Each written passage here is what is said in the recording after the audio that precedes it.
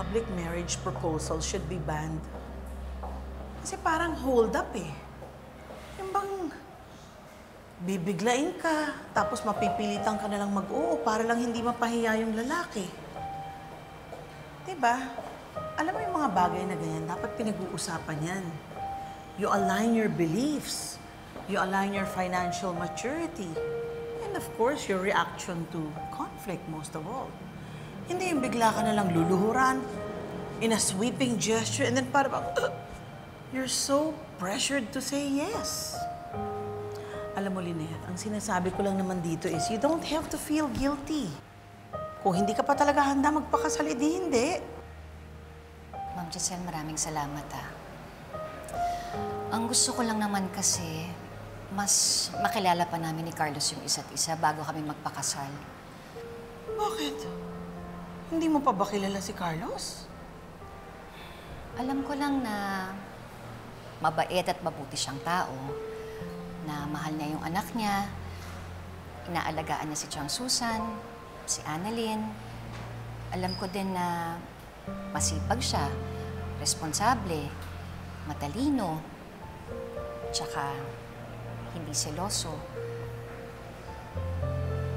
Pero, Ma'am Giselle, sa'yo ko lang po ito sasabihin, ha? Kung minsan kasi parang pakiramdam ko na parang meron pa akong hindi alam tungkol kay Carlos. Do you think he's hiding something? You know what? I've always been vocal about this. Lagi ko itong sinasabi na ang feeling ko si Carlos, may mystery pa rin sa kanya eh. Not the good kind, ah. Kaya dapat sana alamin mo muna yan, madiscover mo yung lahat. Para mapanatag ang loob mo, para at least, pag nagpakasal ka, handang-handa ka na. Salamat po, Giselle. Dr. Javier, huwag kang magkialam sa buhay namin. But I care about these people! To, kapag magiging pamilya mo sila, habang buhay mo silang lolokohin, habang buhay mo ipagkakailit kay Dr. Annalyn yung katotohanan, at hindi ako papayag!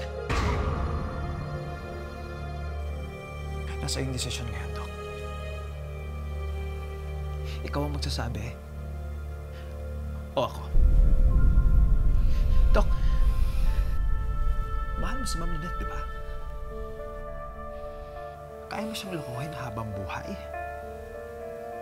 Ganon? Dr. Javier,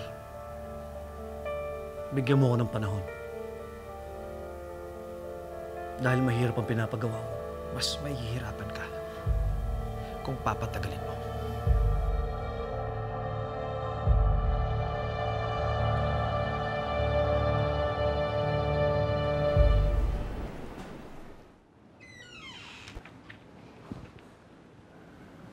Lynette.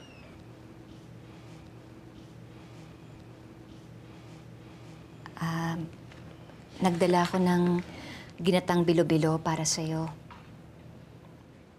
Salamat.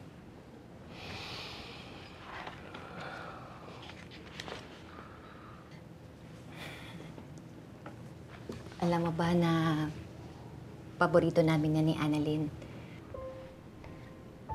Nung bata pa ako, sinubukan kong magluto niyan. Pero napaso ako. Tapos napagalitan ako ng tatay ko. Pero dahil dun sa nangyaring yun, na-challenge ako na matutong magluto. Alam mo ba, nung no read, no write pa ako, ang hanap buhay ko noon, nagbebenta ako ng mga ulam. Nilalako ko yun kung saan-saan. Naglako ka? Hindi ko alam yun. Pangarap ko din maging cook noon. Actually, marami akong pangarap sa buhay. Gusto ko kasing mabigyan ng magandang kinabukasan si Annalyn. Lynette, bakit mo siya nasabi lahat sa akin to?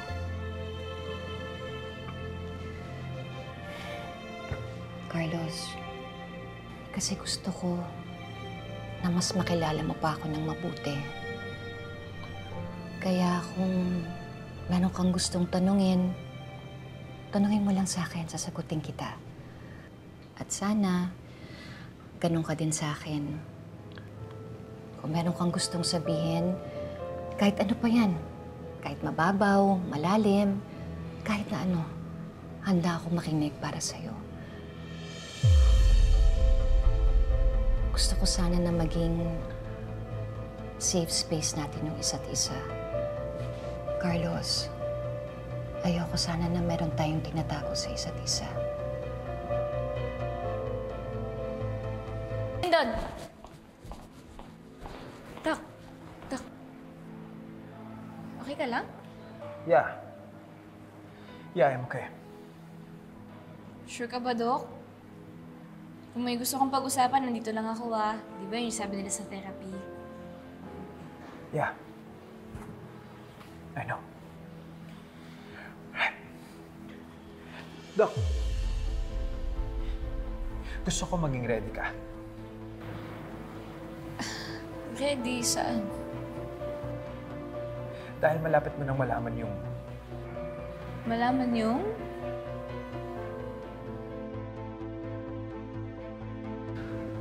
Oo.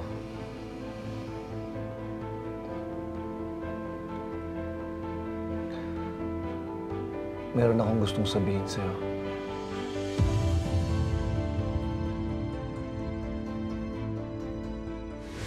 Please, promise me. Choose us. Piliin mo ang pamilya mo. Araw-araw pinipili kita. Kayo ni Zoe. Pero huwag sana dumating yung araw na hindi na kita kayang piliin. Dahil sa mga nadidiscover ko sa'yo. Kapag minalaman ka na isang information, and it's a crucial information, at kapag binulgar mo yung information na yun, maraming masisira. Sasabihin mo pa ba? Siguro. Kahit na hindi ka naman kasama dun sa issue? Hindi ka nalabas sa issue kung alam mo yung sikreto. So, parte ka na ng sikreto yun. Ma'am, may alam mo kung solusyon dyan. Anong ibig mong sabihin? May nakita ka na bang nag-ingay na bangkay? Anak, saan ka pupunta? Ayusin ko yung problema. Hindi ako papayag na sirain mo yung buhay ko.